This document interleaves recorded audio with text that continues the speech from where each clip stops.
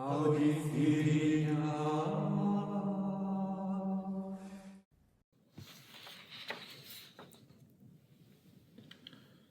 El libro de los Proverbios. En este libro la palabra de Dios se expresa mediante sentencias breves, es decir, mediante proverbios. Son los proverbios de Salomón, hijo de David, rey de Israel, se nos dice al inicio como título del libro. En realidad está formado este libro por distintas colecciones de proverbios que se puede identificar cuando aparecen nuevos títulos o autores de proverbios. Empieza con una larga introducción, capítulo 1 al capítulo 9, en donde encontramos una exhortación a la sabiduría, una exhortación a elegir la sabiduría, mediante una descripción de lo que la sabiduría es, de sus beneficios, de sus rasgos esenciales en relación con Dios, y también mediante la exposición de lo contrario, de la necedad. Por ejemplo, en el capítulo 9 está la invitación de la sabiduría, que es una mujer que prepara un banquete, pero también está la locura o necedad, que es una mujer que invita a distraerse a los hombres, a distraerse de la verdad. El capítulo 10 empieza con un título que vuelve a ser el de Proverbios de Salomón y va hasta 22:16, capítulo 22, versículo 16. Encontramos pues aquí una primera colección de proverbios que son más antiguos que la introducción. En 22:17 empieza una colección distinta con título Palabras de los sabios, que va hasta el capítulo 25 entero. En 26:1 se nos dice a modo de encabezamiento: también estos son proverbios de Salomón, transcritos por los hombres de Ezequías.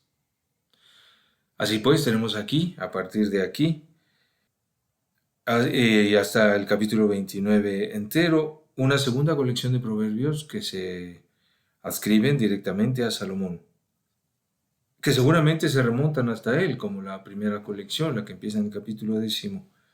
Tal vez no en su forma literaria que conocemos, pero sí se remontan estos proverbios a la corte de Salomón y a sus palabras, al impacto de su figura en el reino de Israel.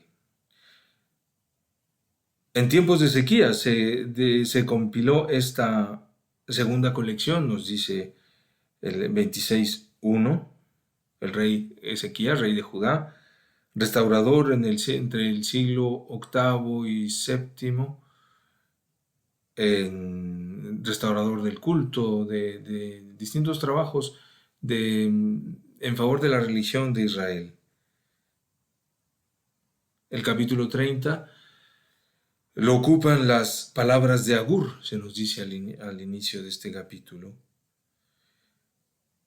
De 31:1 a 9 están las palabras de Lemuel, rey de Masá. Y finalmente, en el mismo capítulo 31, del versículo 10 al 31, encontramos el poema de la mujer perfecta que cierra el libro. Muchas perlas hay en este libro, textos muy conocidos porque la liturgia los toma, pero no nos vamos a referir a estos lugares especiales porque se trata de leer el libro y de que sea la palabra de Dios la que nos sugiera lo que se nos dice aquí sobre la revelación de Dios. Ya decíamos que las dos colecciones salomónicas, la de 10 a 22 y la de 25 a 29, contienen los proverbios más antiguos. Las demás colecciones, la introducción y el poema como epílogo son posteriores, probablemente del tiempo posterior al exilio de Babilonia. Pero en la iglesia leemos el libro en el orden en que lo encontramos. y dejamos hablar a Dios a través de estas palabras, puede sorprender que no encontremos en ellas los temas de la religión de Israel, de la antigua alianza. No se habla de la historia de la salvación, no se habla de la alianza misma, no se habla de la ley ni del culto. Se nos presenta la sabiduría como un don de Dios. En algún momento esta sabiduría es una figura personal que nos habla, que invita a los hombres a participar de ella. Se presenta, se describe como primera criatura de Dios, por ejemplo en el capítulo 8, y describe las ventajas de adquirir sabiduría. Con frecuencia se nos presenta también la necedad, sobre todo a veces en algún lugar como figura personalizada, pero sobre todo el hombre necio, el que no es sabio ni quiere sabiduría. Sabiduría aquí significa también justicia. En algún lugar se identifica tal cual, el sabio es el justo, sin más. Y por tanto, por la necedad se identifica con maldad. Para el libro para estos libros sapienciales, para buena parte del Nuevo Testamento, del Antiguo Testamento, perdón, también para el libro de los Proverbios, ambas cosas, la sabiduría y la necedad, llevan consigo su recompensa y Dios es el garante de que así sea. Felicidad, prosperidad, bondad y prestigio para el sabio, fracaso, desengaño, ofuscamiento y desgracia para los necios. La perversión moral es falta de sabiduría. La injusticia, el engaño en el comercio y en los pactos, especialmente el adulterio, son necedad y maldad a la vez. Pero hablando de las colecciones más antiguas, hay que considerar algo que nos puede sorprender. Por un lado, las sentencias no observan un orden temático.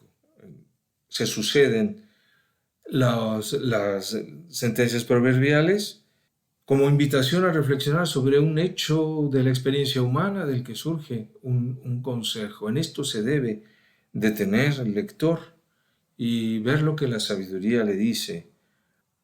Es una sabiduría ciertamente basada en la experiencia, no tanto en la reflexión al estilo de la filosofía griega, sino en la experiencia humana que se ha puesto delante del destino del hombre en Dios, y entonces emergen contornos de conducta que pueden educar al hombre. Porque estas dos colecciones antiguas de proverbios, las atribuidas directamente a Salomón, constituyen una especie de manual de educación para funcionarios de la corte real. Así los ha identificado la exégesis moderna, sobre todo por su comparación con manuales parecidos de la literatura egipcia y de la literatura babilónica. Al lector cristiano esto le puede desconcertar un poco.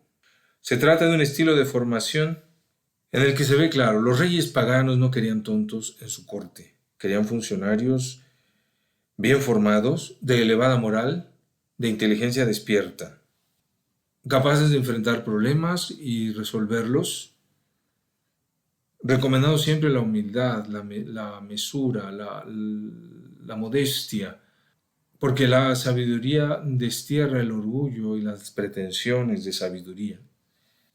En esta literatura pagana a la que me he referido, la sabiduría incluía tanto el hacer bien las cosas como el salir airoso en las empresas que uno tenía que enfrentar. También hay religiosidad en esta formación que se ofrece.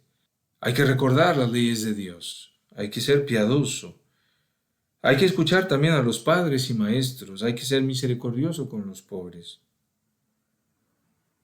La meta de la educación, según estos manuales cortesanos, es el dominio de sí y la prudencia. Todo esto en cierto modo lo copia la corte de Salomón. Israel también necesita al verse el reino consolidado en tiempo de David, consolidación que ha heredado Salomón, él también necesita recurrir a algún tipo de formación para los principales en el reino, para los consejeros del rey. Así pues, el sabio israelita copia mucho de esta literatura y con el mismo motivo, el de formación de la corte, muchas veces con los mismos temas. También para Salomón hay que saber salir adelante, hay que tener habilidad social, hay que saber progresar y hacer progresar, todo con su misión a Dios y con humildad. Se trata del arte de la vida, con sus nobles metas de dominio de sí, serenidad, justicia benigna. En las colecciones más recientes se identifica, como en otros libros sapienciales de la Biblia, se identifica el inicio de la sabiduría con el temor del Señor. Esto podría sorprender, sobre todo, decíamos, en los primeros, en las colecciones más antiguas, al lector cristiano. Pero en realidad, si la revelación de Dios se vale también de este modo de hablar, de esta educación, es porque hay que tomar en serio que el hombre es imagen de Dios. Hemos sido creados a imagen y semejanza de Dios. Siempre en relación de obediencia con Dios, el hombre no debe ser tonto, porque ha sido creado a imagen de Dios. Es decir, debe vivir despierto, activo espiritualmente, con mucha humildad, siendo imagen de la sabiduría de Dios, que ha creado todas las cosas. Con mucha humildad, sabiendo que la sabiduría es propia de Dios.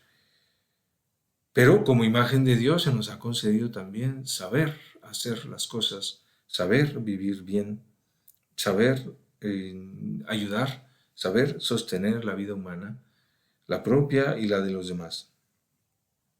Por eso la Biblia no desdeña esta enseñanza humanista, le podemos llamar así, en la que se habla poco de Dios, en la que no se habla nada de la alianza, porque se ocupa de que el hombre no se corrompa en el fracaso de sus dones naturales. Podemos decir que en este libro se manifiesta más que nunca, como dice Hans Urs von Balthasar, que la gracia no destruye la naturaleza, sino que la eleva y perfecciona. La naturaleza debe funcionar para la gloria de Dios. De devociones a bobas nos libre el Señor, dice Santa Teresa de Jesús. De bobería en general nos libre el Señor. Y para eso nos da el don de la sabiduría y los libros sapienciales. ¿Cómo lee un cristiano todo esto? En primer lugar, recibiendo el libro como es, leyendo lo que dice, sin tener prisa en espiritualizar una sabiduría que podría por momentos parecer demasiado mundana. Una sabiduría, en principio, para formar personas de valía profesional nos puede resultar un poco banal. Pero no, tenemos que tener la humildad de recibir esta instrucción divina, esta lectio divina. Ahora bien, para el cristiano, sin negar el valor que poseen las cosas de este mundo y las empresas humanas, las palabras éxito, salir adelante, saber hacer, tienen un sentido nuevo, un sentido dado por Jesucristo. Él es más que Salomón, nos dice él mismo. Así pues, para el cristiano se abre un arco de lectura, de interpretación, de comprensión del libro, imprevisible, con la ayuda siempre del Espíritu Santo, el Espíritu que ha inspirado a los autores de la Sagrada Escritura y debe inspirar a los lectores de la Sagrada Escritura. Con la ayuda del Espíritu Santo, el libro de los Proverbios nos dirá las mismas cosas que decía desde hace muchos siglos, que ha dicho en la Iglesia, que ha dicho en Israel. Y nos lo dirá de modo nuevo, de modo que entenderemos el mensaje. Orígenes, el gran teólogo alejandrino del siglo III, escribió que el libro de los Proverbios era el libro adecuado para los principiantes, el del Eclesiastés para los avanzados y el Cantar de los Cantares para los perfectos. Frente a la sabiduría de Dios siempre somos principiantes, así que tenemos que tener la humildad en la iglesia, en las comunidades religiosas, en los monasterios, de volver a abrir el libro de los Proverbios. El libro nos pide y nos ayuda a que no seamos tontos, es decir, a que tomemos en serio la verdad del mundo que Dios ha creado, la verdad de nosotros mismos, la consistencia de la vida que Dios nos da, de las tareas que nos encomienda, todo siempre en su divina presencia, todo siempre en diálogo directo con Él, porque la palabra que leemos en el libro de los Proverbios es palabra de Dios.